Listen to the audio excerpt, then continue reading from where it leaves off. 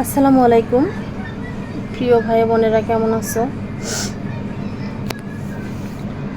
আলহামদুলিল্লাহ, ভালো না থাকলেও বলতে হবে যে ভালো আছি। আলহামদুলিল্লাহ ভালো আছি। তো শুধু রিলসই করি, মানে ভিডিও করা হয় কিন্তু এভাবে ভয়েস দিয়ে ভিডিও করা হয় না, কথা বলা হয় না। ভাবলাম যে একটা ছোটো মোটো ভিডিও করি, একটু কথা বলি তোমাদের সঙ্গে। শুধু ভিডিও দেখেই তো অনেকে অনেক রকম মন্তব্য করে। তো ভিডিওর বাইরেও মানুষের জীবন থাকে, আমারও একটা জীবন আছে ভিডিওর বাইরে। দুঃখ, কষ্ট, সুখ সব কিছু মিলায়ে মানুষের একটা জীবন। ভিডিওতে সুখটাই দেখানো যায়, দুঃখটা কিন্তু দেখানো যায় না। দেখায়, অনেকেই দেখায়, আমিও হয়তো মাঝে মধ্যে দেখাই, কিন্তু ওইভাবে তো আর বলি না বা বলা যায় না মানুষের ভিতরের আসলে যন্ত্রণা, দুঃখ, কষ্ট কী। তো যাই হোক, হাসি খুশিভাবে ভিডিও করি, হাসি খুশি থাকার চেষ্টা করি, সুস্থ থাকার চেষ্টা করি, সুস্থতা দেখানোর চেষ্টা করি।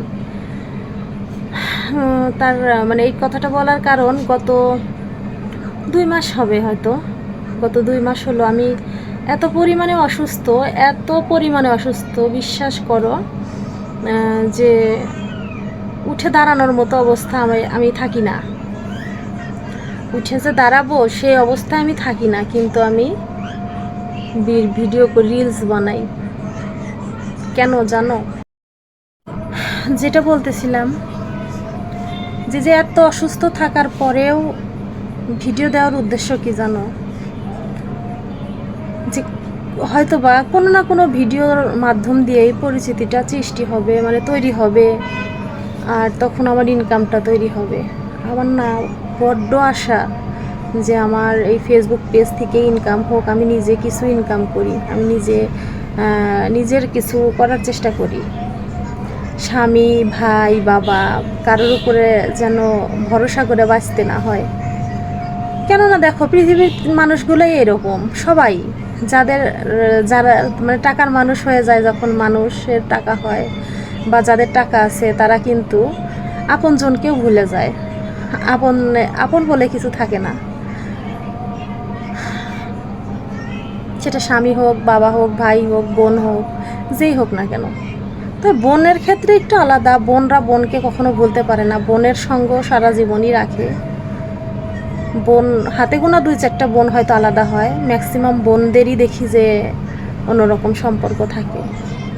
তো যাই হোক, অনেক অসুস্থর মাঝেও সারাক্ষণ চেষ্টা করি একটা করে ভিডিও দেওয়ার। আর মানে খারাপ লাগতেছে, কিন্তু একটা ভিডিও করে ছাড়ি, যেন এই ভিডিওর মাধ্যম থেকেই আমার ইনকাম মানে আসে, আমি যেন ইনকাম করতে পারি। আমার না অনেক ইচ্ছা, আমার আমার অনেক কষ্ট, অনেক কষ্ট, যে কষ্ট না দেখাতে পারি, যে কষ্ট না বলতে পারি। আছে মানুষের কিছু পার্সোনাল কষ্ট আছে, যেটা বলাও যায় না, দেখানোও যায় না। তো আমার খুব বড্ড ইচ্ছা যে আমি ইনকাম করব, আমার ইনকাম হবে, আমি আর 5জনকে চালাতে পারবো, 5জনের পাশে দাঁড়াইতে পারবো, আর 5জনের দায়িত্ব নিতে পারবো। আমার ইচ্ছা দায়িত্ব নেওয়ার, আমার দায়িত্ব যেন কারণ না নিতে হয়। পরনির্ভরশীল জীবন, কেউ দায়িত্ব নিক, এই জীবনটা না খুব কষ্টের জীবন, খুব যন্ত্রণার জীবন।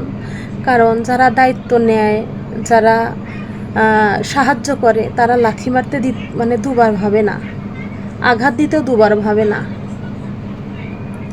হয়তোবা আমি ছ্যাঁকা খেয়ে খেয়ে মানে আজকের এই জায়গায় দাঁড়ায় আছে। আমি হয়তো আমার যদি কখনো আল্লাহ অর্থ দেয়, ধন সম্পদ দেয়, আমি হয়তো বা কাউকে লাথি দিতে দুবার ভাববো, কেননা এই কষ্টগুলো আমি পেয়ে পেয়ে আজ এ পর্যন্ত। আমার মতো এরকম অনেকেই আছে। তো যাই হোক, হাজার অসুস্থর মধ্যেও ভিডিও দিই, তো অনেকেরই মনে হয় যে আমি সম্পূর্ণরূপে একজন মানে সুস্থ সবল হাসি খুশি মানুষ, ভিডিও দিতে পারি। সুস্থ একজন অসুস্থ মানুষ কিভাবে ভিডিও দেয়? দেখো, অসুস্থর মধ্যেও চেষ্টা করি ভিডিও দেওয়ার, যেন আমার টাকা আসে, আমার যেন ইনকাম হয়। আমি বলতে সবসময় মানে চাই না ভিডিওর মাধ্যমে এগুলো বলতে, সবাই ভাববে আমার অভাব না। আমার স্বামীর কোনো অভাব নাই, অভাব আমার। ছেলে মানুষের কোনো অভাব থাকে না, অভাব থাকে মেয়েদের।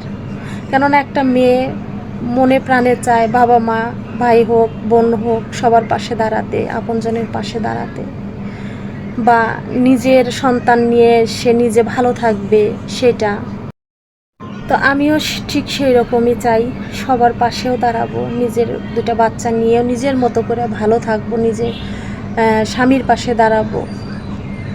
এটা আমারও খুব ইচ্ছা, খুবই স্বপ্ন।